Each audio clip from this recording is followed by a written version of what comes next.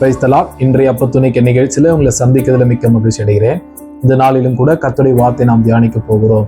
கவனிங்க, இந்த நாளிலும் கூட ஒரு காரியத்தை நாம் தியானிக்க போகிறோம். கர்த்தர் சபையை போஷித்து காப்பாற்றுகிறார். ஹல்லேலூயா.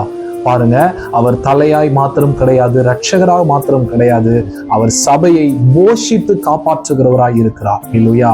பாருங்க, இதை கேட்டுக்கொண்டிருக்கிற கர்த்தருடைய பிள்ளைகளே, நீங்க கர்த்தருடைய மனவாட்டி அப்படின்னா ஆண்டவர் உங்களை நிச்சயம் போஷித்து உங்களை நடத்துவார். ஹல்லேலூயா. ஆண்டவர் உங்களை உண்மையாகவே உங்களை போஷித்து நடத்துவார். நீதிமானின் சந்ததி ஒரு நாளும் அப்பத்துக்கு அலைந்து திரிவதில்லை என்று வசனம் சொல்லுகிறது. ஹல்லேலூயா.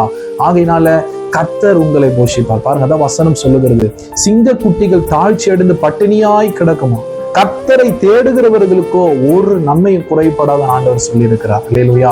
ஆகையினால ஆண்டவர் நம்மை போஷித்து காப்பாற்ற வல்லவராய் இருக்கிறார். பாருங்க, சபை அப்படின்னா நான் சொன்னேன், சபை அப்படின்னா கட்டிடம் கிடையாது, நீங்களும் நானும் தான் சபை. ஹல்லேலூயா. ரட்சிக்கப்பட்ட நாம தான் சபை, நாம் தான் ஆண்டவருக்கு மனவாட்டியா இருக்கிறோம்.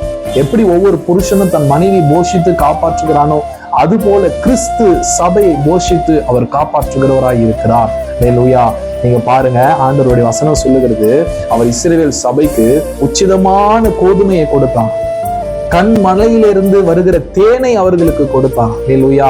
அவர் பாருங்க, திராட்சை ரசத்தை அவர்களுக்கு கொடுத்தார். வசனம் சொல்லுகிறது, கொழுத்த கன்றுகளை அவர்களுக்காக கொடுத்தார், அவர்கள் கேட்டார்கள், காடைகளை வரவழைத்தார் என்று வசனம் சொல்லுகிறது. ஹல்லேலூயா.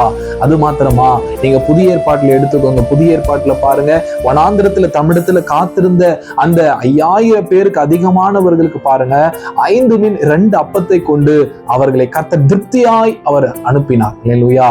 அது மாத்திரம் கிடையாதுங்க. நீங்க சபையை எடுத்துக்கோங்க. ஆதி அப்போஸ்தலர் திருச்சபையை பாருங்க, அவங்க சொல்றாங்க, அவர்கள் வீடுகள் தோறும் அப்பம் பிட்டு புசித்தார்கள். ஹல்லேலூயா. அவர்களுக்கு ஒன்றும் குறைவாய் இருந்ததில்லை என்று சொல்லி வசனம் சொல்லுகிறது. அப்ப தேவன் சபையை போஷிக்கிறவராய் இருக்கிறார். ஹல்லேலூயா.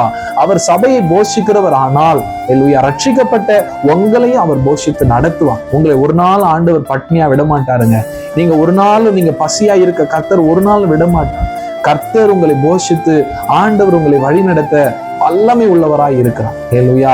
ஆகையினால நீங்க எதை குறிச்சும் கவலைப்படாதீங்க. நாளைக்கு நான் என்ன சாப்பிட போறேன், விடிஞ்சானா எனக்கு என்ன சாப்பாடு கிடைக்க போகுது, நான் எப்படி இந்த பிள்ளைங்களை நான் போஷிக்க போறேன், அது உங்க பிரச்சனை கிடையவே கிடையாது.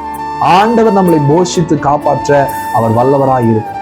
இது விசுவாசிங்க, கர்த்தர் உங்களை வழி நடத்தி உங்களை ஆசீர்வதிப்பார்.